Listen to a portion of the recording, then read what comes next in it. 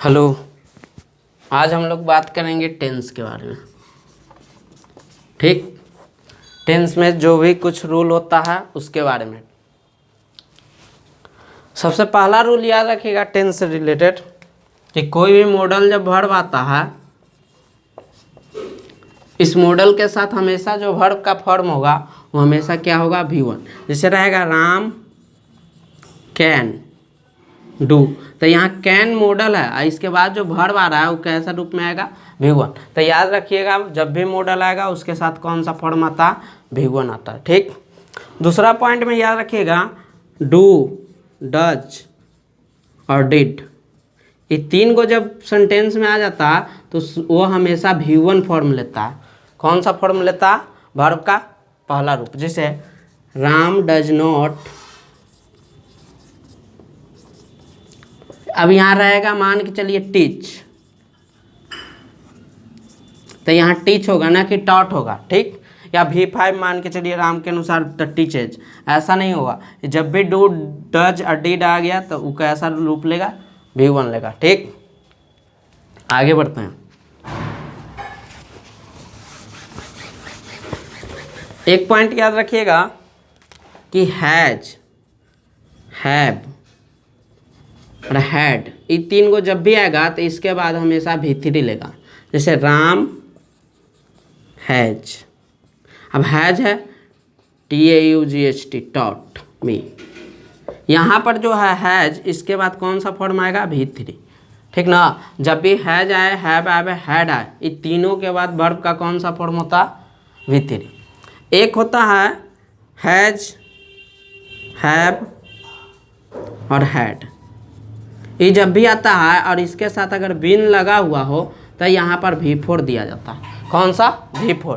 90% case में V4 रहेगा। जैसे Ram has been reading since morning. अब देखिए जो हैज बीन आ रहा है तब इसके बाद कौन सा आएगा, रीडिंग, यानी V4 आएगा। ऐसा क्यों होता है, कभी कभी V3 भी आता है, लेकिन वो कब आता है, जब सेंटेंस पैसिव फॉर्म में होता है। अगर पैसिव में रहता तब यहाँ V3 आता, लेकिन जब एक्टिव में रहता तो कौन सा फॉर्म होगा, V4। ठीक है, आगे नेक्स्ट।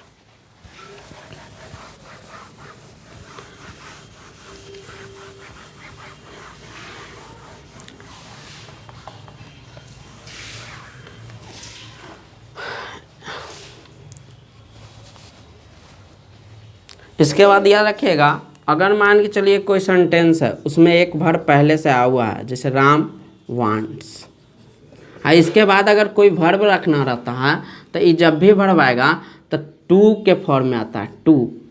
टू लग के आएगा, यानी राम वांट्स टू रीड, यानी राम पढ़ना चाहता। तो याद रखिएगा जब कोई फॉर्म आ चुका है तो उसके बाद आने वाला वर्ब इन्फिनेटिव के रूप में रहता। 90% केस में इन्फिनेटिव चलता है और कहीं कहीं V4 भी लेता। जैसे I like reading a book, यानी मुझे किताब पढ़ना पसंद है। I like reading a book. अब देखिए ये जो लाइक और डिसलाइक होता है ये अपने साथ कौन सा फॉर्म लेता है, जीरंट फॉर्म, यानी V4 के रूप में रहता है। और यही है कि अगर नॉर्मल जो रहता है वर्ब उसके साथ कौन सा फॉर्म आता है, इन्फिनेटिव, यानी टू लग के आएगा। और डी लाइक डिसलाइक और ऐसा बहुत सारा वर्ब होता है जिसके साथ क्या लगता है, V4 फॉर्म रहता है। ठीक है, एक बात इसमें एक्सेप्शन में याद रखिएगा कि अगर दो गो वर्ड मेन वर्ब के रूप में रहे, लर्न, एक रहे नो, तब इसके साथ टू के साथ नहीं आता बल्कि हाउ टू आता है। क्या आता है, हाउ टू। जैसे राम नोज, यानी राम जानता है, क्या जानता है, हाउ टू रीड या राइट, चाहे कुछ भी, यानी कि राम जानता है पढ़ना। तो जब भी आएगा नो और लर्न, जब भी दो गो वर्ड रहेगा तो इसके बाद आने वाला जो फॉर्म होगा वो इन्फिनेटिव नहीं, इन्फिनेटिव जैसा ही रहेगा, लेकिन वो टू के साथ नहीं आएगा। किसके साथ आएगा, हाउ टू के साथ आएगा। ठीक ना, इस बात को ध्यान रखिएगा।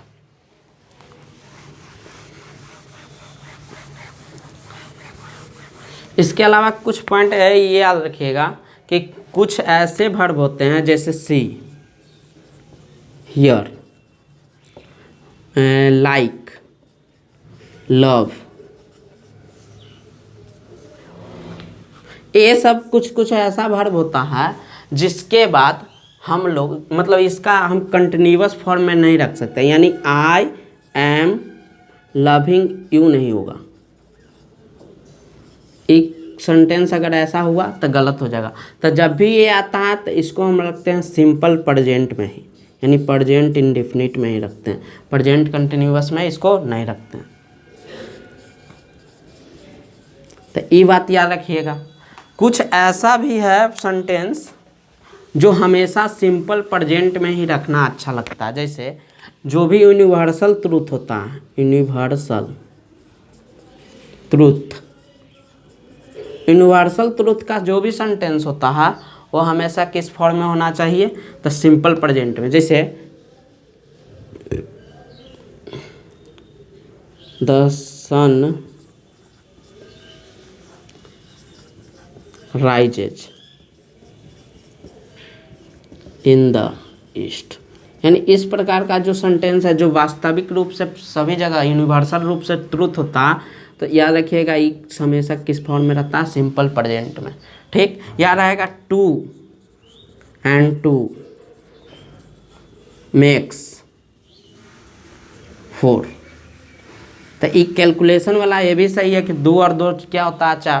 तो इस प्रकार के सेंटेंस अगर जब भी रहेगा तो इसको किस फॉर्म में रखा जाता है, यूनिवर्सल ट्रूथ में। इसके अलावा और कुछ याद रखिएगा, जैसे एक सेंटेंस रहता है जिसमें लगा रहेगा ऑलवेज, नेवर, समटाइम्स, ऑफन। इस प्रकार जब सेंटेंस में कोई वर्ड आ जाता है तो उसको प्रेजेंट कंटिन्यूअस में नहीं रखना चाहिए, बल्कि किस में रखना चाहिए, सिंपल प्रेजेंट में। ठीक ना, सिंपल प्रेजेंट में। जैसे I always read this book, मैं हमेशा यह किताब पढ़ता हूँ। तो याद रखिएगा ऑलवेज लगा रहेगा तो किस में रखेंगे, सिंपल प्रेजेंट में रखेंगे। ठीक, इसके अलावा और भी कुछ ऐसा वर्ड है जिसके साथ अगर आ गया, जैसे एक होता है नाउ, तो नाउ जब आ जाएगा, दीज डेज आ जाएगा, इस प्रकार का जब सेंटेंस आता है तब इसको किस फॉर्म में रखा जाता है, कंटिन्यूअस, यानी प्रेजेंट कंटिन्यूअस में इसको रखते हैं, प्रेजेंट कंटिन्यूअस। यानी कि प्रेजेंट कंटिन्यूअस नाउ और देज अगर किसी में लग गया तब, जैसे Ram is reading now, Ram अभी क्या कर रहा है, पढ़ रहा। तो जब भी नाउ और डेज लग गया तो इस किस में रखेंगे हम लोग, इसको प्रेजेंट कंटिन्यूअस में रखेंगे। इसके अलावा और याद रखिएगा, अगर 2 वर्ड, एक होता है रिसेंटली और एक वर्ड होता है, एक होता है रिसेंटली, एक होता है ऑलरेडी। ये 2 जब सेंटेंस में रहेगा तो याद रखिएगा इसको प्रेजेंट परफेक्ट में बनाना, प्रेजेंट परफेक्ट में रखना चाहिए। प्रेजेंट परफेक्ट में रहेगा जब कब, जब रिसेंटली ऑलरेडी रहेगा। जैसे एग्जांपल लेते हैं, I already finished, I have यहाँ छूट गया, I have already finished my work, यानी कि मैंने पहले ही अपना काम कर चुका हूँ या कर दिया हूँ। ठीक, तो याद रखना ऑलरेडी रहेगा या रिसेंटली लग रहता तो किस फॉर्म में जाता है, वो प्रेजेंट परफेक्ट में। ठीक, और एक याद रखिएगा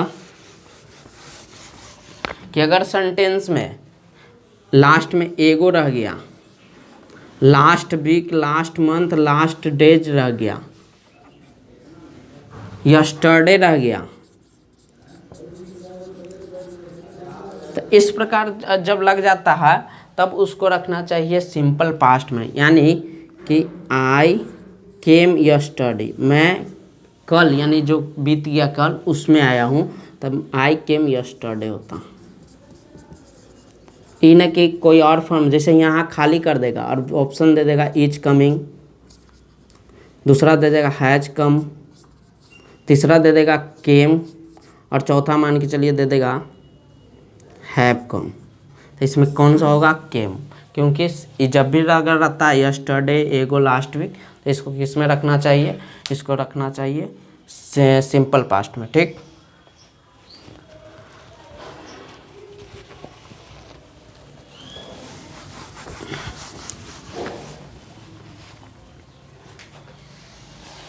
इस प्रकार का टेंस में कुछ कुछ क्वेश्चन रहेगा। इसके अलावा भी कुछ क्वेश्चन होता है, जैसे एक आता इफ का क्वेश्चन, इफ आई, जैसे रहेगा यदि मैं पटना जाऊंगा, पटना जाऊंगा तो घूमूंगा। अब देखिए यहाँ पर दो दो सेंटेंस है फ्यूचर में, तो मैं घूमूंगा। तब जब दोनों फ्यूचर में है तो ऐसा नहीं है कि दोनों को फ्यूचर में, जिसमें इफ यानी कि जो इसको ऐसे सबऑर्डिनेट कंजक्शन कर रहता है, तो इसको कहते हैं दो क्लॉज रहता है, एक के कहते हैं सबऑर्डिनेट क्लॉज, एक के कहते हैं प्रिंसिपल क्लॉज। तो जब भी सबऑर्डिनेट क्लॉज रहता है तो उसको अगर दो गो सेंटेंस फ्यूचर में रहता है तो सबऑर्डिनेट क्लॉज में किस में रखना चाहिए? सिंपल प्रेजेंट, यानी यहाँ से होगा if I go to Patna, यदि मैं पटना जाऊँगा। तब दूसरा सेंटेंस प्रिंसिपल जो क्लॉज होता उसको रख सकते हैं कहाँ हम लोग? सिंपल फ्यूचर में, यानी यहाँ होगा आई शैल वॉक। ठीक, तब यहाँ होगा। तो इस प्रकार का टेंस का बहुत सारा क्वेश्चन आता है, ठीक ना। और सेट में बहुत सारा क्वेश्चन ऐसा है, आप लोग बनाइएगा, ज़्यादातर एगो वाला मिलेगा। फिर कौन सा हैज हैव है तो कौन सा वर्ब का फॉर्म आएगा, भीतरी आएगा। तो इस प्रकार का क्वेश्चन होता। जैसे कुछ क्वेश्चन ऐसा भी रहता, I will have to go, इसका अर्थ निकलता है कि मुझे जाना पड़ेगा, ठीक ना। हैव अगर लग गया हैव के साथ टू, तो इसका अर्थ निकलेगा पड़ेगा। कब? जब फ्यूचर में विल रहेगा तब। अगर प्रेजेंट में है तो रहेगा आई हैव टू गो, मुझे जाना पड़ता है। तो इस प्रकार का सेंटेंस रहता है टेंस से। इस प्रकार का कुछ क्वेश्चन पूछा जाता है, आपको ध्यान से, चूँकि अब तो समय है नहीं, 2 दिन और है, 2 दिन क्या 1 दिन और है, 1 दिन के बाद एग्ज़ाम है, इसलिए ज़्यादा इस पर डिस्कशन नहीं करेंगे। कुछ कुछ जो रूल बताएं उसको ध्यान में रख लीजिएगा, और जो गाइड है उसको से प्रैक्टिस थोड़ा कर लीजिएगा, और बाकी जो पढ़ लिए हैं उसी को रिवीजन कीजिएगा। कुछ नया उतना नहीं पढ़ने का ध्यान रखिएगा, बस जो पढ़ लिए हैं उसको रिवीजन मारिएगा। ठीक है, ठीक है, बाय।